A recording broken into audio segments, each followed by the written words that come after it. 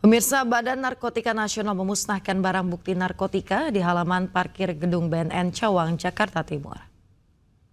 Selamat siang Pak, izin saya Yona dari medcom.id. Barang haram yang dimusnahkan yakni 15.486 gram sabu dan 48.572 butir ekstasi. Yang diperoleh dari hasil pengungkapan 3 kasus tindak pidana narkotika dengan melibatkan 4 orang tersangka. Pemusnahan dari hasil sinergi antara BNN dan TNI ini memberikan penegasan kepada para bandar dan pengedar untuk tidak bermain-main dengan negara.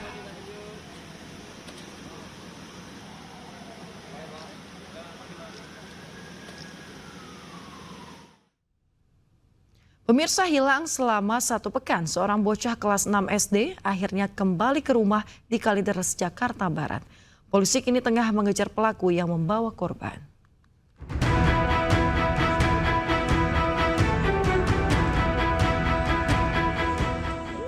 Setelah sepekan dinyatakan hilang, AKA 12 tahun kembali ke rumahnya di kawasan Kalideres, Jakarta Barat. Warga menyebut gembira kepulangan bocah perempuan yang masih duduk di kelas 6 SD ini. Polisi kini fokus mengejar orang yang nekat membawa kabur korban.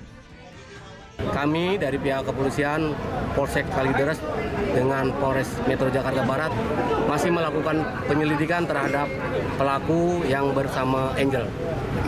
Angel sempat kabur berapa hari, kemudian? Bukan kabur tetapi meninggalkan rumah tanpa izin sekitar 1 minggu. Sebelumnya, anak pasangan Sabarudin Nahapun dan Ibu Derita Sihaan tak kembali ke rumah sejak Senin 15 September lalu. Kamera CCTV merekam korban terakhir tengah memainkan HP dan sempat membeli makanan di warung kelontong. Sebelum hilang, Angel sempat menyatakan pada temannya akan bertemu seseorang di kawasan wisata Kota Tua. Dari Jakarta, Miftah Nurgani, iNews melaporkan. Pemirsa, setelah teridentifikasi dari Rumah Sakit Polri Kramat Jati, Vino Satriadi, salah satu korban dari 7 jenazah remaja yang ditemukan tewas di Kali Bekasi, tiba di rumah duka. Pihak keluarga kecewa lantaran tidak diperbolehkan melihat jasad korban untuk terakhir kalinya. Ini kan di belakang aja. Oh, di belakang aja ya. Belakang terus.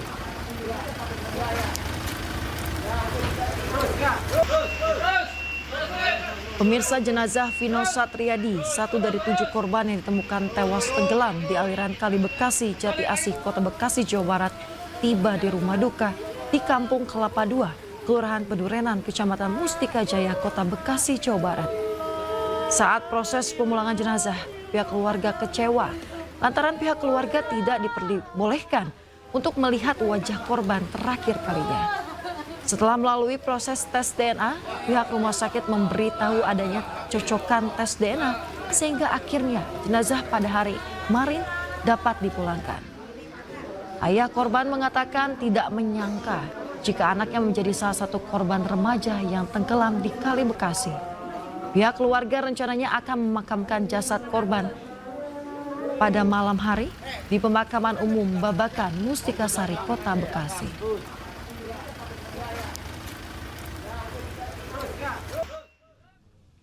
Pemirsa, perempuan yang tega menganiaya ibu kandungnya dengan senjata tajam di Makassar, Sulawesi Selatan tengah menjalani pemeriksaan kejiwaan di Rumah Sakit Khusus Daerah Dadi, Kota Makassar. Usai menjalani observasi di IGD, pelaku ditempatkan di ruang khusus perawatan kenanga. Untuk pemeriksaan kejiwaan pelaku, pihak rumah sakit melibatkan 4 psikiater dari tim forensik dan juga psikologi. Diperkirakan hasil observasi terhadap kejiwaan pelaku akan rampung 2 hingga 3 pekan mendatang dengan mengeluarkan surat keterangan visum et repertum. Untuk hasil evaluasi observasi akan kami keluarkan surat sesuai dengan surat yang permintaan dari polisi sebagai pihak pengantar dan Dinas Sosial Kota Makassar. Itu kami membutuhkan waktu kurang lebih paling cepat itu 2 minggu sampai 3 minggu.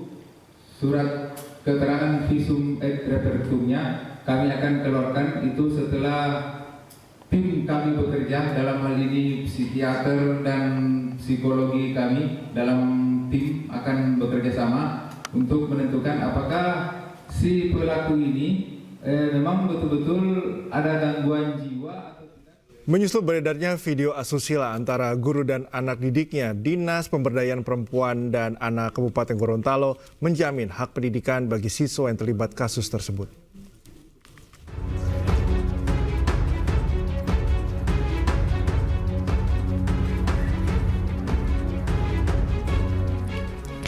Setelah pemeriksaan kepolisian terkait kasus video asusila oknum guru dan siswi di salah satu madrasah aliyah negeri di Gorontalo, pihak Dinas Pemberdayaan Perempuan dan Anak Kabupaten Gorontalo akan melakukan pendampingan terhadap siswi yang terlibat agar tidak mengalami trauma.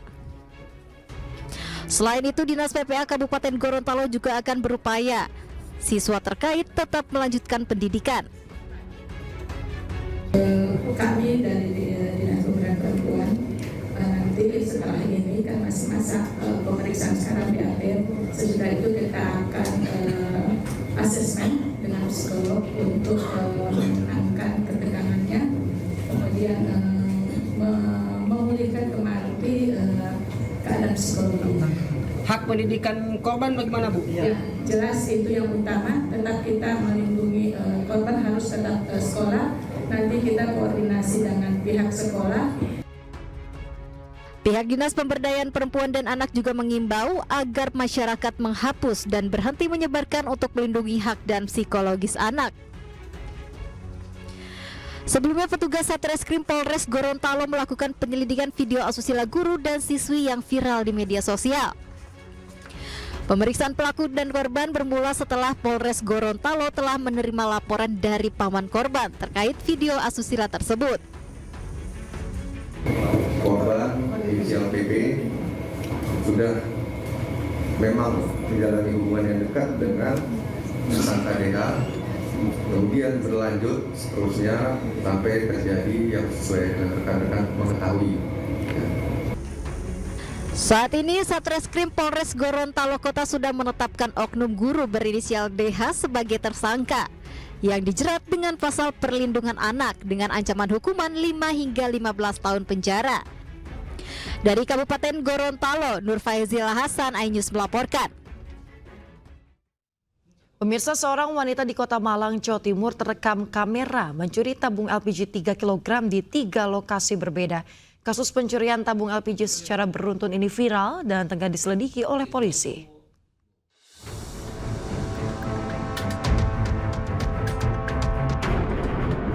Terekam pada beberapa kamera milik warga, seorang perempuan Parubaya lakukan aksi pencurian tabung LPG 3 kg yang berwarna hijau.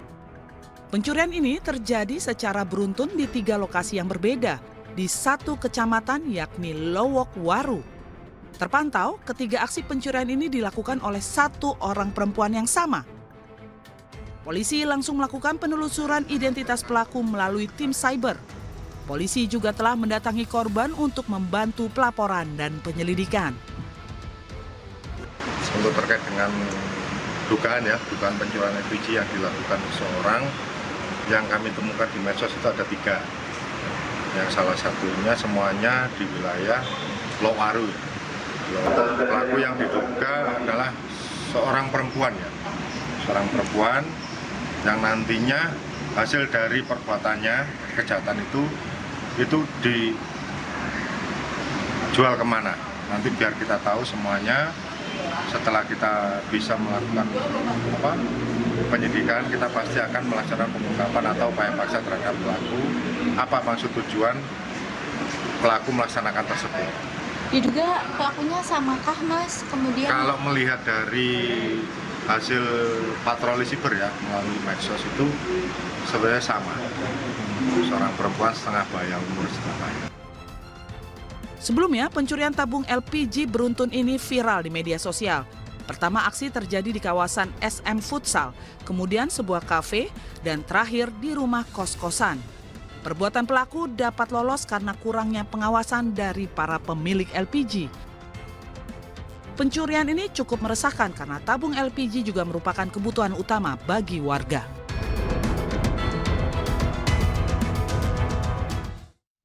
Motor seorang pengunjung minimarket raib dibawa lari 2 orang pencuri. Pelaku merusak kunci kontak motor dalam waktu kurang dari 1 menit.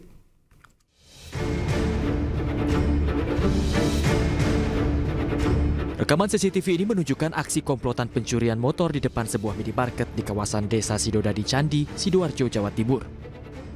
Dalam rekaman video tampak 2 orang pelaku berboncengan berhenti di parkiran depan minimarket. Setelah berpura-pura duduk dan memastikan situasi aman, pelaku langsung menggasak motor korban dengan merusak kunci kontak dan melarikannya. Dalam melakukan aksinya, pelaku hanya membutuhkan waktu kurang dari 1 menit untuk bisa membawa lari motor korban. Orangnya tuh beli minum, korban. Nah, beli minum terus kan antri. Nah, tak lihat kalau sepedanya tiba-tiba dibawa itu. Terus tiba-tiba pas keluar habis setelah beli tuh tengok-tengok loh nggak ada sepedanya. Oh gitu ya. Nah, terus makanya tak disuruh mas rekam CCTV-nya mas. Bermodalkan rekaman CCTV, kini korban telah melaporkan kasus pencurian motor ini ke polisi setempat. Pemirsa, terima kasih Anda masih bersama kami di iNews Pagi. Penertiban PKL di kawasan wisata Pantai Purus, Kota Padang berlangsung ricuh. Sejumlah pedagang mengamuk dan menyerang petugas menggunakan senjata tajam karena menolak lapak dan barang dagangannya disita petugas.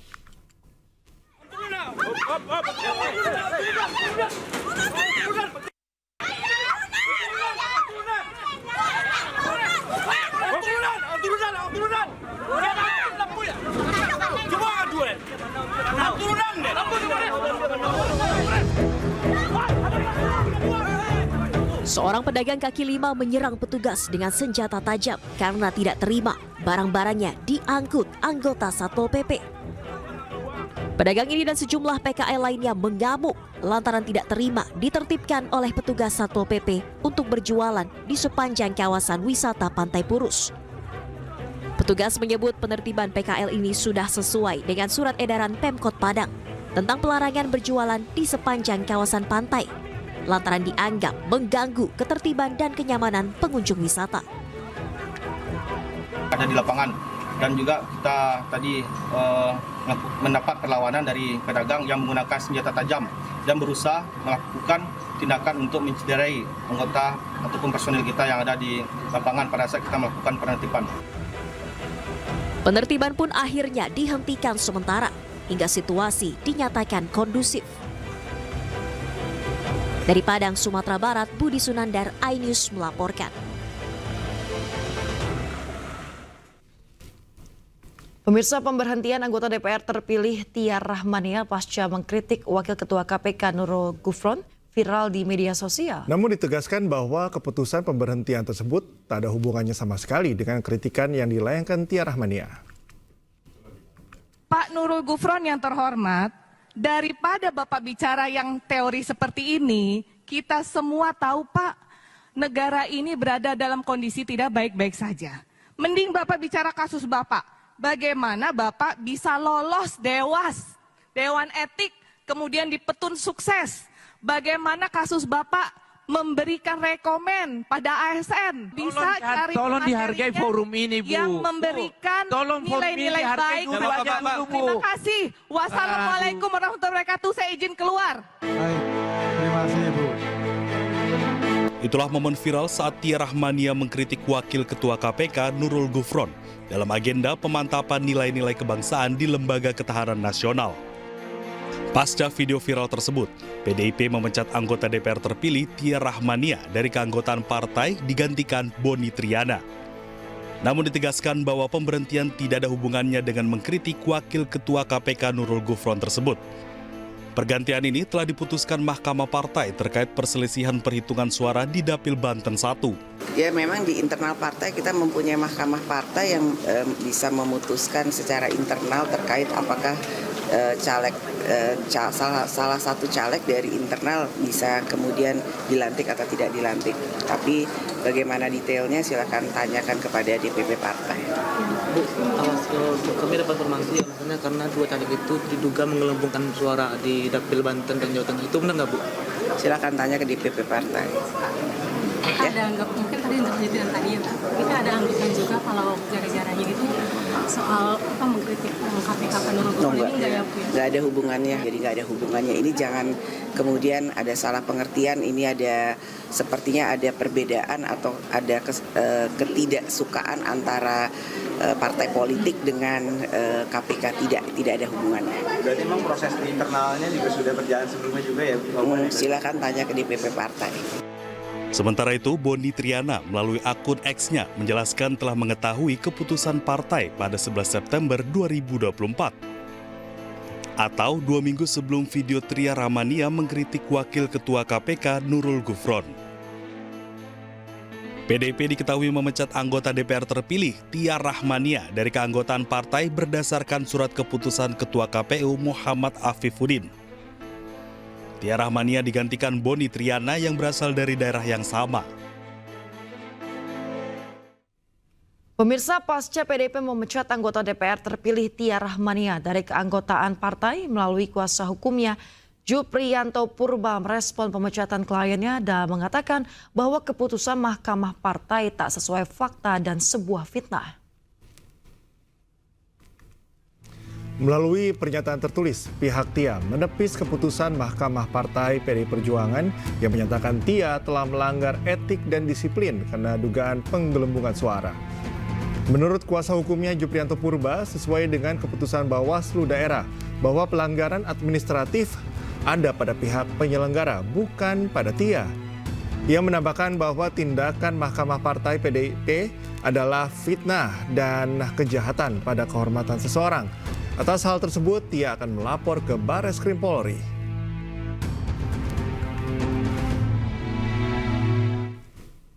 Pemirsa, Presiden terpilih Prabowo Subianto segera bertemu dengan Ketua Umum PDI Perjuangan Megawati Soekarnoputri. Meski tidak diungkapkan kapan waktu pertemuannya, namun bisa dipastikan Prabowo Mega akan bertemu di tempat yang asyik dengan santapan yang sudah ditentukan.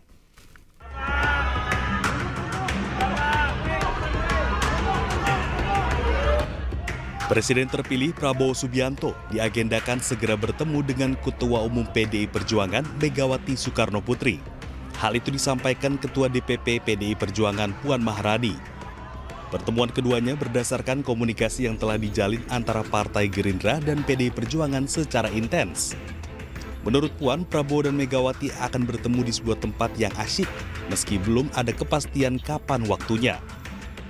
Insya Allah akan segera kita adakan pertemuan antara Ibu Mega dengan Pak Prabowo dalam waktu yang timingnya tepat. Timing tepatnya itu kapan sih Mbak? Kalau boleh tahu, karena ini jadi saling tunggu-tungguan ya? Ya nggak saling tunggu-tungguan kan, beliau berdua mempunyai jadwal yang sama-sama sibuk. Namun kita sudah bicara juga bersama-sama. Yang bisa saya sama-sama pahami, beliau berdua sama-sama berkeinginan untuk saling bertemu. Ketemunya di mana Bu rencananya? Di tempat yang asik. Hal pertemuan Prabowo dan Megawati juga dikonfirmasi oleh Ketua Harian Partai Gerindra Sufmi Dasko. Bahkan Dasko memastikan santapan yang akan disediakan untuk pertemuan Prabowo Megawati sudah ditentukan. Sebenarnya begini, komunikasi sudah dijalankan, tetapi kemudian masalah tanggal, masalah tempat, ini juga masih dipastikan karena masing-masing saling mencocokkan. Yang pasti soal makanan sudah ditentukan, itu aja. Oke? Sebelumnya, Prabowo Subianto dan Megawati Soekarnoputri disebut-sebut akan mengadakan pertemuan sebelum pelantikan Presiden dan Wakil Presiden terpilih pada 20 Oktober mendatang. Dari Jakarta, Tim Liputan iNews melaporkan. Usai Kaisang viral belusukan menggunakan jaket Putra Mulyono, kali ini giliran menantu Presiden Jokowi Bobi Nasution yang berulang kali menyebut nama Mulyono. Di hadapan para relawan saat kampanye di hari pertama, Bobi menyebut dirinya dan tim kampanye Pasti Bobi merupakan bagian Mulyono.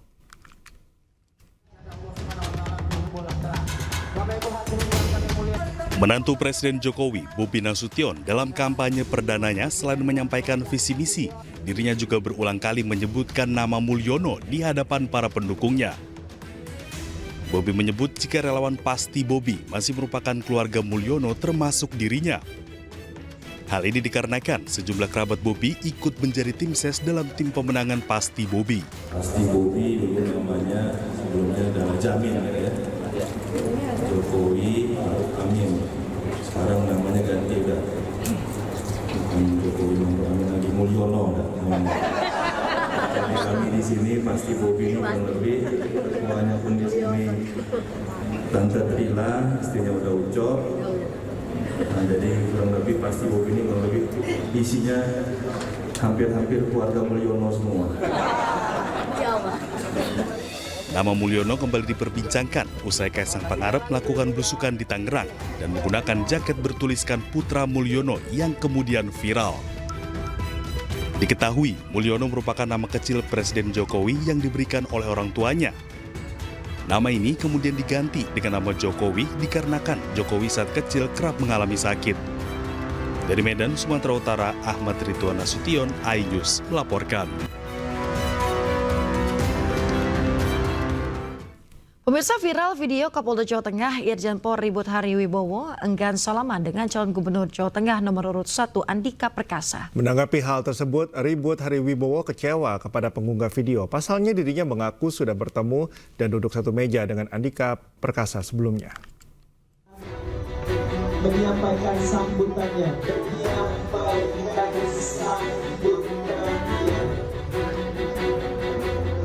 Video viral yang menampilkan Kapolda Jawa Tengah, Irjen Pol Ribut Hariwibowo, terkesan enggan bersalaman dengan calon gubernur Jawa Tengah nomor urut 1 Andika Perkasa beredar di media sosial.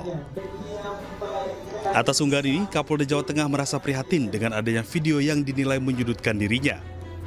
Pasalnya, dirinya mengaku sudah bertemu dengan calon gubernur Jawa Tengah nomor urut 1 Andika Perkasa saat duduk bersama sebelum pelaksanaan deklarasi pemilu damai. Kapolda berharap adanya video tersebut tidak memperkeruh suasana jalannya tahapan pemilihan umum di Jawa Tengah. Dan tadi saya sama beliau itu di KPU itu saya jagongan sama Pak Andika,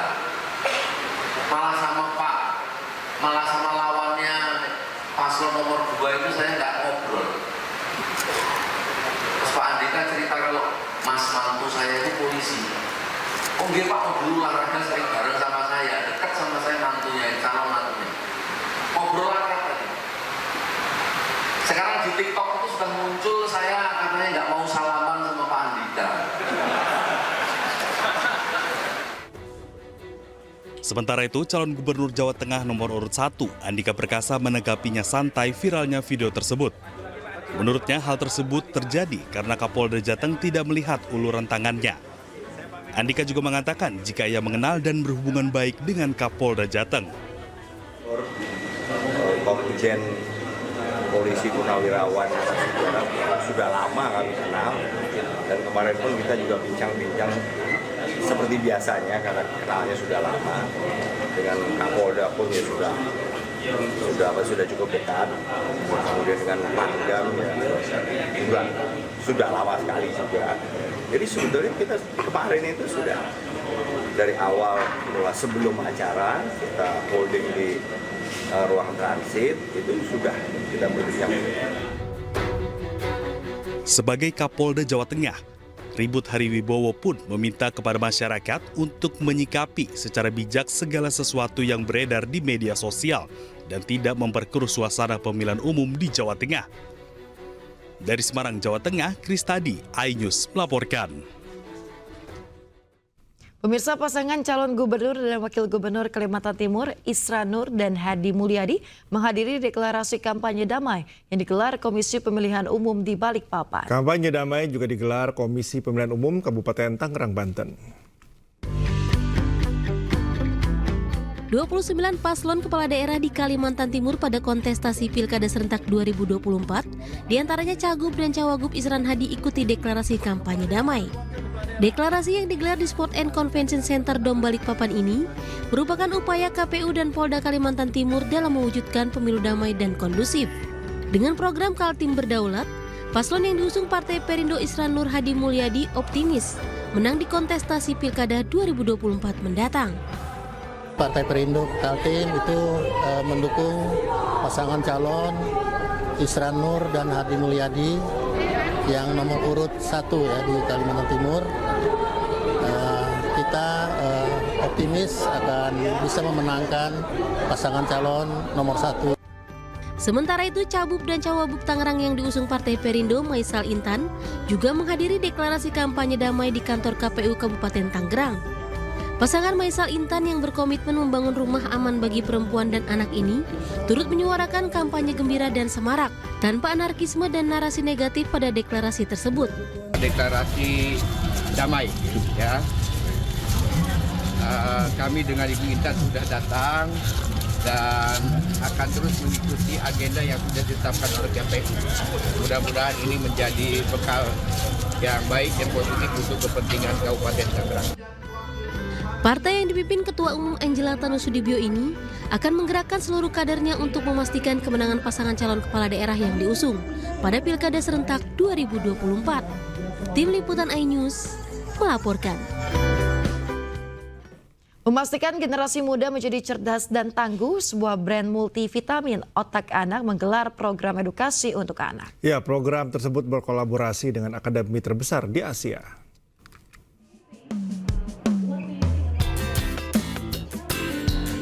PT Kalbe Pharma Tbk melalui brand Cerebrofort berkolaborasi dengan akademi terbesar di Asia, Rockstar Academy. Kerjasama ini berkomitmen untuk mendukung generasi alfa melalui gerakan 1 juta generasi alfa juara. Dokter spesialis anak Atalia Dewanti menekankan pentingnya nutrisi yang baik dan aktivitas fisik yang tepat untuk meningkatkan kemampuan kognitif anak. Nah, makanya acara kali ini dengan si Rockstar Gym ini menyiapkan aktivitas fisik yang kontinu itu sangat baik untuk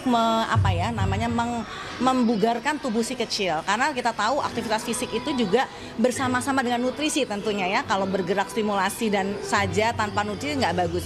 Jadi anak itu tumbuh kembangnya dipengaruhi oleh nutrisi dan stimulasi. Ya, jadi kegiatan hari ini merupakan kick-off dari kolaborasi Cerebrofort dengan Rockstar, di mana Cerebrofort sebagai multivitamin yang sudah lebih dari 50 tahun di Indonesia, kita berkomitmen untuk memprovide nutrisi yang optimal, dan sementara Rockstar sendiri merupakan akademi yang terbesar di Asia, sehingga dengan menawarkan stimulasi yang tepat gitu. Jadi kolaborasi antara nutrisi yang optimal dan stimulasi yang maksimal, kita harapkan bisa mampu menciptakan dan mendukung tumbuh kembang si generasi alpha. Grateful to being in this event and being a part of this collaboration. Is very excited to be involved in their gene alpha improvement, and together with Kalbe we can make a great impact in this generation. From Rockstar Academy, from activity side as a leader providing in physical activity, and from the Cerebrofort, ensuring that our children get their enough balanced nutrition. Diharapkan dengan asupan Cerebrofort, nutrisi dan stimulasi generasi alfa akan terpenuhi secara optimal. Dari Jakarta, Nisa Sahib, Jaka Samsa, iNews melaporkan. Pemirsa, BKKBN bersama TNI Angkatan Darat menggelar peringatan Hari Kontrasepsi Sedunia di Temanggung, Jawa Tengah. Ya, dengan peringatan Hari Kontrasepsi Sedunia diharapkan terwujud keluarga terencana dan bebas stunting.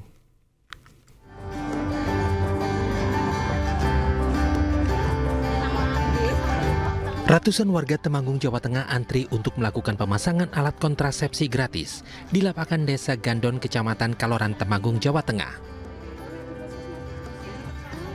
Dengan ditangani oleh ahli yang diterjunkan oleh Badan Kependudukan dan Keluarga Berencana Nasional dan Dinas Kesehatan Kabupaten Temanggung, serta dari Kodim Temanggung. Pemasangan alat kontrasepsi gratis merupakan salah satu program BKKBN untuk mewujudkan keluarga terencana dan mencegah stunting. Iya, sangat bantu. Harapannya gimana, Bu? Harapannya ya terus ada gitu loh. Untuk masyarakat membantu yang kurang tapi butuh KB lah, menyejahterakan masyarakat. Selain pemasangan alat kontrasepsi gratis, juga dilakukan pemeriksaan gratis oleh tenaga medis dari Dinas Kesehatan Temanggung dan Kodim Temanggung.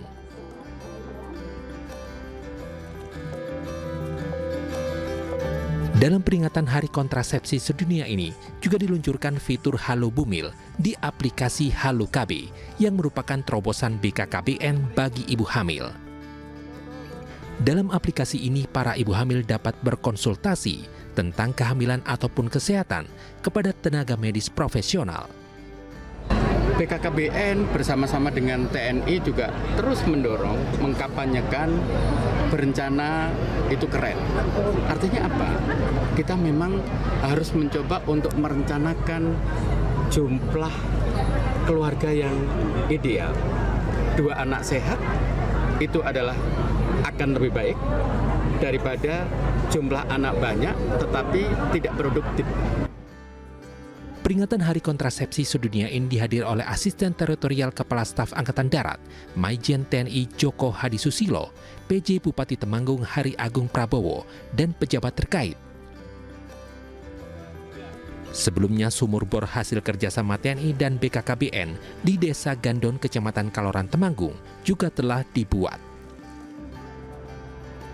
Dari Temanggung, Jawa Tengah, Didik Dono Hartono, iNews melaporkan.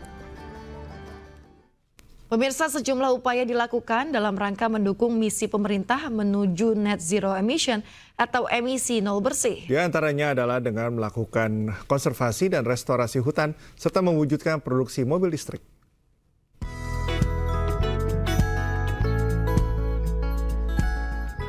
Pemerintah Indonesia menjadi salah satu negara yang berkomitmen untuk mencapai emisi nol di tahun 2060 atau lebih cepat, yang juga sudah disampaikan di hadapan dunia melalui COP26 UNFCCC Glasgow. PT Aletra Mobil Nusantara ambil bagian dengan menjalani kemitraan dengan Bumitera yang merupakan sebuah organisasi yang bergerak di bidang konservasi dan restorasi hutan. Keduanya akan berkolaborasi dalam kesamaan misi mewujudkan lingkungan yang terjaga.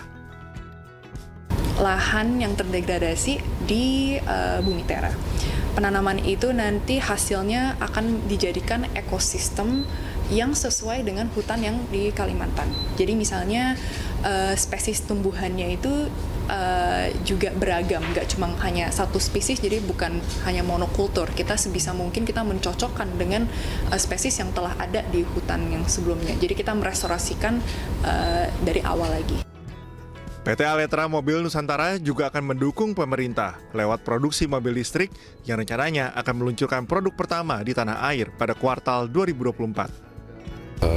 Pihak dari China, dari Tiongkok ini, notabene namanya Livan Auto, salah satu anak perusahaan dari grup Geely Otomotif.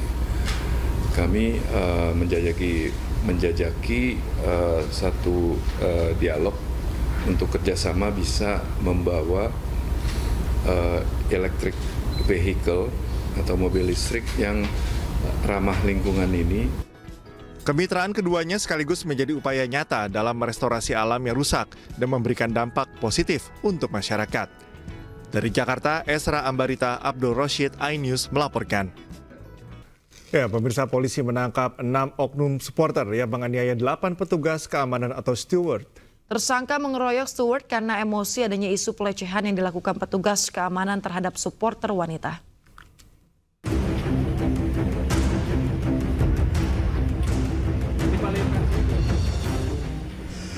Oknum supporter Persib ini hanya bisa tertunduk menyesal saat digiring petugas Polresta Bandung. Ke-6 supporter ini ditangkap karena menganiaya 8 orang steward atau petugas keamanan. Polisi mengungkapkan motif ke-6 tersangka karena tersulut emosi adanya isu pelecehan yang dilakukan petugas keamanan terhadap supporter wanita. Motif tersangka adalah meluapkan kekecewaannya terhadap oknum steward yang mereka dapat informasinya dari media sosial bahwa oknum steward tersebut melakukan pelecehan seksual secara verbal kepada supporter wanita, dan juga ada juga yang oknum steward yang mengamankan supporter ke dalam ruang ganti dan melakukan intimidasi. Sebelumnya kericuan terjadi saat laga Persib lawan Persija yang digelar di Stadion Jalak Harupat pada 23 September lalu. Ratusan supporter mengamuk dan sejumlah steward dianiaya. Sebanyak 8 steward terluka, di mana 1 diantaranya terluka hantaman benda tumpul di punggung dan kepala. Dari Bandung, Jawa Barat, Yuan Pangestu, iNews melaporkan. Allah, ya Allah, innalillahi wa inna ilaihi raji'un, ya Allah. Kebakaran hebat melanda area pertokoan di Kecamatan Luragung, Kabupaten Kuningan, Jawa Barat pada Kamis pagi. Banyaknya material mudah terbakar disertai hembusan angin kencang, membuat kobaran api cepat membesar dan melalap bangunan yang berada di permukiman padat penduduk ini. Akibatnya, 4 ruko kelontong beserta isinya ludes terbakar.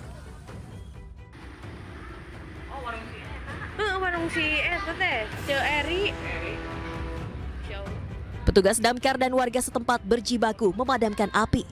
Kebakaran baru dapat dijinakan setelah 4 mobil damkar dikerahkan ke lokasi. Menurut warga, sempat terdengar suara dentuman kencang yang diduga berasal dari tabung gas salah satu ruko. Tabung gas, ya, menyambar ke tabung gas dan mengakibatkan letupan yang cukup besar dan sehingga api cepat membesar. Mohon izin ditegaskan, informasinya sempat ada ledakan tidak? Ya, itu ada ledakan. Dari saksi menyampaikan bahwa ada ledakan dan kemungkinan itu dari tabung gas tersebut. Gitu. Dugaan sementara kebakaran akibat korsleting listrik yang menjalar ke barang dagangan di dalam ruko. Tidak ada korban jiwa dalam peristiwa ini, sementara kerugian ditaksir mencapai miliaran rupiah. Dari Kuningan, Jawa Barat, Miftahuddin, iNews melaporkan.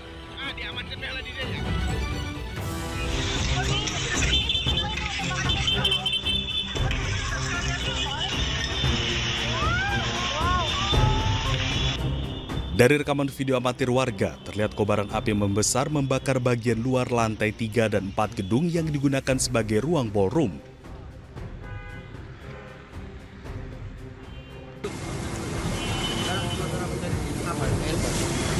Petugas pemadam yang menerima laporan langsung turun ke lokasi dan berusaha memadamkan kobaran api. Sebanyak 11 mobil pemadam dikerahkan ke lokasi untuk padamkan api. Api berhasil dipadamkan usai 30 menit. Dan saat ini kondisi di lapangan sudah terkendali. Lebih kurang 11 armada kita turunkan hari ini. Untuk korban jiwa maupun luka masih tinggi. Pak, yang terbakar apa nih Pak? Tempat apa? Objek ini ada gedung ya, gedung berlantai 6 kurang lebih. Dan terjadi kebakaran di lantai 3 dan 4. Meski tidak ada korban jiwa, kebakaran diperkirakan menimbulkan kerugian material hingga ratusan juta rupiah. Sementara itu, unit reskrim Polsek Medan Barat bersama tim Inafis Polrestabes Medan pun tengah melakukan penyelidikan untuk mengetahui penyebab pasti kebakaran. Dari Medan, Sumatera Utara, Adi Palapa Arahap, iNews melaporkan. Indonesia kedatangan kapal perang milik Satuan Tugas Tentara Angkatan Laut Jerman yakni fregat FGS Baden-Württemberg F222 dan FGS Frankfurt am Main A1412. Berlabuhnya 2 kapal perang asal Jerman ini dalam rangka Indo-Pacific Deployment 2024.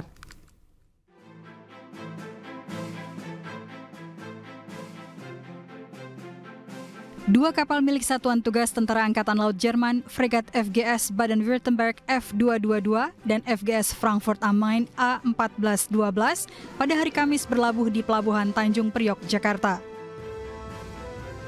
Ini merupakan bagian dari misi Indo-Pacific Deployment atau IPD-24.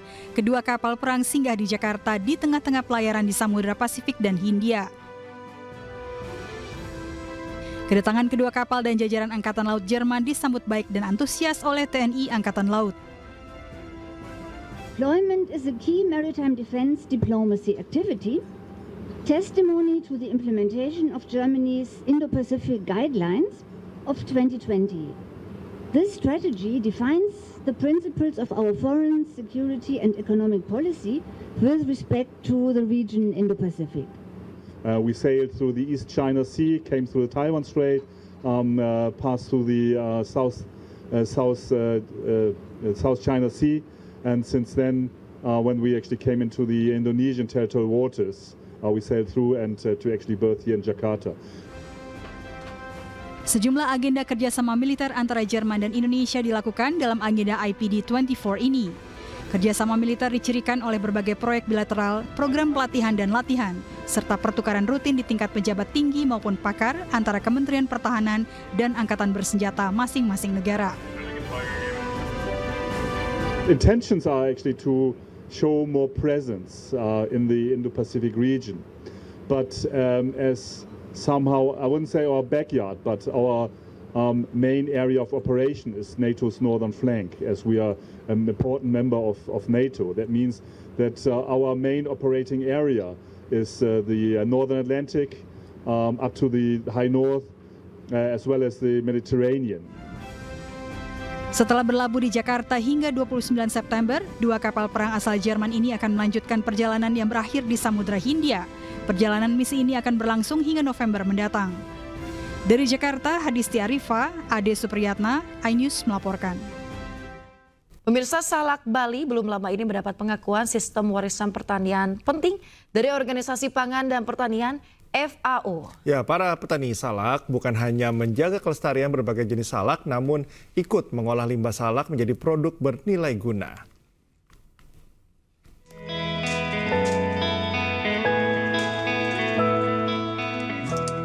Di tengah gempuran pariwisata Bali dengan alih fungsi lahan pertanian menjadi akomodasi wisata, lahan untuk pertanian salak di Desa Sibetan masih tetap lestari, bahkan menjadi desa terbesar penghasil salak Bali. Salah satu petani salak yang konsisten menjaga kelestarian salak Bali adalah Inyoman Mastra. Ia akrab dengan pohon-pohon salak sejak kecil. Saya bertani salak, masyarakatnya di sini ya dari dulu sudah, dari nenek moyang kita sudah diajarkan untuk menanam salak. Kemudian kami pun dari kecil sudah diajarkan menanam salak dan juga memelihara salak itu sendiri, sehingga sampai sekarang. Di agrowisata Abian Salak yang dikelola kelompok tani salak di Desa Sibetan, semua jenis salak ditanami. Mulai dari salak kelapa dengan bentuk batang menyerupai dahan kelapa, salak toris dengan duri berwarna putih, hingga salak merah dengan daging buah berwarna merah. Tidak hanya buahnya, berbagai limbah salak seperti biji, kulit, dan salak dengan kualitas kurang baik ikut diolah menjadi aneka produk bernilai. Kepada iNews, Nyoman menunjukkan bubuk kopi dari biji salak, teh dari kulit salak, kurma salak, dan arak dari hasil penyulingan salak. Ya, kami di sini mengolah beberapa macam produk ya, seperti ini salak kopi, kemudian teh yang terbuat dari kulit salak itu sendiri, kemudian kita buat kurma, yaitu kurma salak yang bentuknya seperti kurma tetapi asalnya dari salak. Sehingga nantinya salak itu bisa lebih berdaya guna dan nilai jualnya lebih tinggi. Kurma salak dibuat dari salak dengan kualitas kurang manis, direbus dengan gula, lalu disisihkan dan dimasukkan ke dalam oven hingga kering menyerupai kurma. Kelompok wanita tani ikut dilibatkan dalam proses produksinya. Pengajuan dari kami ya, dari masyarakat kami dan juga dari pemerintah Karangasem, yaitu terutama Dinas Pertanian, itu kita ajukan dari tahun 2015, sehingga sampai sekarang baru kita dapatkan lisensi daripada pengakuan dunia itu, tersebut. Jerih payah para petani Desa Sibetan kini berbuah manis dengan pengakuan resmi salak Bali dalam sistem warisan pertanian penting dari FAO yang sudah diajukan sejak 2015. Dari Karangasem, Bali, Yunda Arista, iNews melaporkan. Menteri Pariwisata dan Ekonomi Kreatif Sandiaga Salahuddin Uno menerima masukan dan kritik dari berbagai pihak demi kemajuan sektor pariwisata di Indonesia. Menparekraf sangat terbuka bagi siapa saja pihak yang ingin membantu mengenalkan dan mempromosikan pariwisata Indonesia kepada dunia. Dan informasi tadi sekaligus menutup iNews pagi hari ini. Cuplikan tayangan berita iNews dapat Anda saksikan di kanal YouTube @official_iNews. Dan mewakili kerabat kerja yang bertugas, saya Cika Multazam. Dan saya Sematania pemirsa pamit undur diri. Terima kasih, selamat pagi dan sampai jumpa.